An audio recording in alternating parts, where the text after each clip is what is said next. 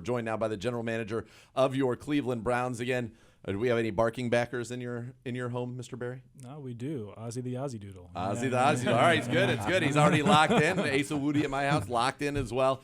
Okay. Interesting, kind of wild third day. You guys run through a lot of simulations. I imagine this was not on the simulations, but let's start before we get to Shedeur. Let's talk about Dylan Sampson because, this is a team, and even in your time here, Nick Chubb and Kareem Hunt, you have those duos that really work together. We also have Jerome Ford, who played very well for us last year. How did we end up with two running backs? Was that a plan going in, or was that just, man, there's a guy here we didn't expect, and he's the best player on our board? I'd say that we felt like one of the strengths in this draft class was the running back group, and we certainly dipped into the pool near the top of the board, and we thought that there could be the possibility that a really quality player at the position could slip into day three. There were actually three guys that we felt like were in that bucket. A lot of them, two of them went off early, and then Dylan was there left, and we just felt like it was a pick that we need to make. And when you hit day three, Andrew, is it more about best player available or just need? It's really for us. It's more best player available because at that point, like if you just kind of look at the base rate odds of hitting on a player on day three, they're very, very small. And so you can't really we don't believe in being picky. Like, yeah, you'd like it to match up with a need, or you are probably a lot more scheme specific at that point because you're dealing with players that typically have more flaws than the rest of the player pool. But we're looking for the player that we think can be a contributor. It doesn't matter the position because, quite frankly, just like so many players fail in that range of the draft. So we're just looking for the best bet we can find. At what point did you say, all right, let's go get Shedeur? Yeah. It was, honestly, Andrew was probably once it got to the end of the fourth round and he was still on the board. As we looked at our own board and seeing the player pool really start to run dry a little bit and just thinking through how we could best utilize our final two picks, given the position, given, how we thought of him as a prospect coming in, we thought that was the best utilization of our draft resources at that time. All right, so let's look at this room now. And you got, I think, a lot of guys that if they're going to win at this level are going to win the same way in terms of the three on rookie deals. Kenny Pickett, Dylan Gabriel, who you drafted yesterday at the end of the third round, and now Shedeur. And you've got the veteran Joe Flacco, who's obviously got the cannon in that group. How do you kind of see that room now, and what do you hope that the competition of three people who are really trying to make an NFL life for themselves can maybe bring out the best in them? Yeah, I think, in that room, I think we do have a lot of stylistic similarities. In terms of the three young guys that you highlighted, all three take care of the ball. All three can win from the pocket, varying levels of mobility, and all three are good processors. So that's something that's played really well in our offensive system.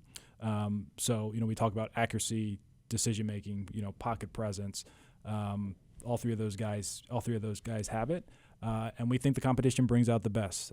So we're looking to seeing how that plays out over the next several months. And I'm sure, I don't know that, or I can't say I'm sure. I don't know if you thought you would have, Kenny and two rookies in that room at the same time. But when you go back to the offseason, obviously we have Kevin at the head coach, Tommy Reese, who had just worked in college with young prospects as the offensive coordinator at Alabama, and then to have the venerable Bill Musgrave, now the quarterback coach. Was part of that putting together like a quarterback incubator that you thought, hey, if we do get young guys with potential, this is the best way to incubate and maybe maximize or realize that potential? Yeah, I do think that that's fair, Nathan. We felt like, whether it was this year, next year, year after that we would be bringing in multiple young quarterbacks. And I've said oftentimes probably what's even more important than the player acquisition process specifically at that position is the player development process. So we want to be very mindful and specific of the individuals that we bring into the room and make sure that they're set up with a training program that allows them to maximize their skill sets. What was the call like? The FaceTime? Honestly, Andrew, I think it was candidly probably a little bit muted. I think this can be a stressful weekend for prospects, and I think particularly with Shedeur, someone who has gotten a lot of notoriety, and that's not necessarily his request. This is a very memorable weekend, and it should be a positive memory making experience. That may not have been his experience, over the past 2 days, but hopefully it'll be something that almost ends up being a rallying moment for him in his career. And like what I told him on the FaceTime, it doesn't matter where you picked, it's what you do after your pick. So he'll come in motivated for sure. On a human level, and we all just got done talking to Carson Schlesinger and Q and Harold Fannin, and obviously they're beaming, right? Like they're talking about the call. And remember, Q wasn't in the bathroom. Q was getting a lemonade, and Mom held down the fort, and that was a great moment that we all saw last night. On a human level, I personally can't imagine what that must have been like for Shedeur to sit there, to be the only story, not only on the draft coverage here, but on American television and on the internet, on anywhere. Yeah, I think that's tough. I know it's we're in the entertainment business, and it's something that is draws attention. But I think that's tough for anyone.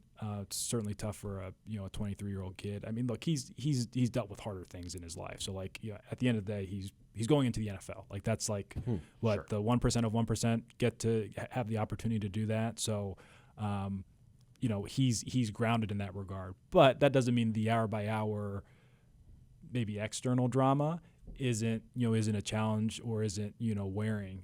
So he was actually out there. It looked like on the practice field. It looked like he was throwing. I didn't get a chance to ask him on the FaceTime, which I probably would have done something similar if the past 48 hours had played out the way that they had. And Andrew, when we talk about the quarterback position, we all understand the importance of everyone being on board with the support of that position, whoever it is.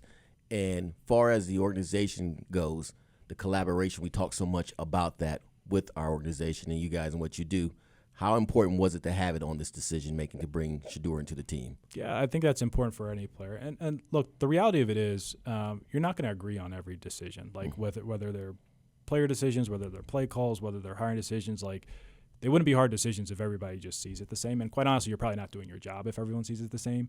And I think that's especially true as you get to day 3 in the draft, where you're dealing with players that maybe have more flaws than their peers earlier in the draft. So, we don't being on the same page is different than needing consensus to make a decision. But once players are in the building, we look to support them as heavily as possible and do everything in our power, however long they're here, to have them maximize their ability. You always talk about driving competition, and now at the most important position in all of professional sports, you are going to have competition. You're going to have 3 young guys and obviously a very established veteran who brought us to the playoffs a few years ago competing. And from the young guys' perspective, I'm sure they all have feelings about who they are and what they should be and what their career should look like. And it's going to get settled out on the grass. Yeah. And I mean, that's all I think they could ask for. And I don't know if Shedeur's got a chip on his shoulder. I'm going to prove everybody wrong, but I'm sure Dylan Gabriel feels like, hey, I was overlooked. And you guys said, no, you're a 3rd-round pick to us. Kenny Pickett feels on his 3rd team. I think that's going to be an interesting dynamic. Yeah. I mean, look, all 3 of those guys, first of all, we know Joe, great makeup. All 3 of these guys that we brought in, they have outstanding makeup and outstanding work ethic. And competition brings out the best in everyone.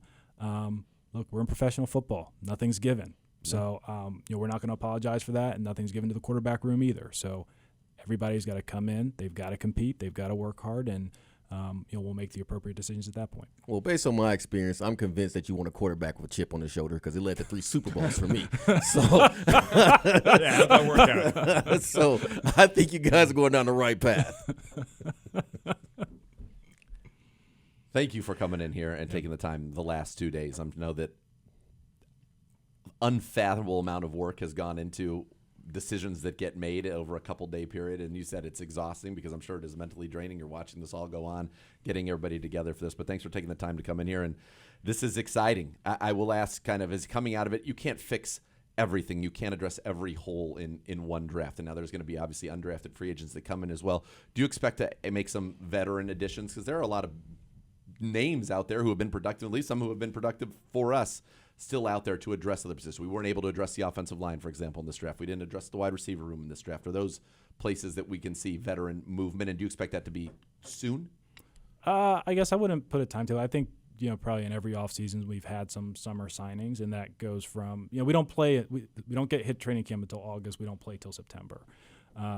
So between the veteran market, trades, the cut down, like I'd imagine that we're going to continue to add players and and we're definitely going to try and improve the team. In terms of certain specific positions, we did do a lot of work on the O-line already in free agency. So I think that's like if we could look, we'll always take a big guy. So if we can be opportunistic, I think that's probably less likely. Other positions like we could certainly be open to it. Well, thank you very much. Right. Congratulations on a draft that sets this team up.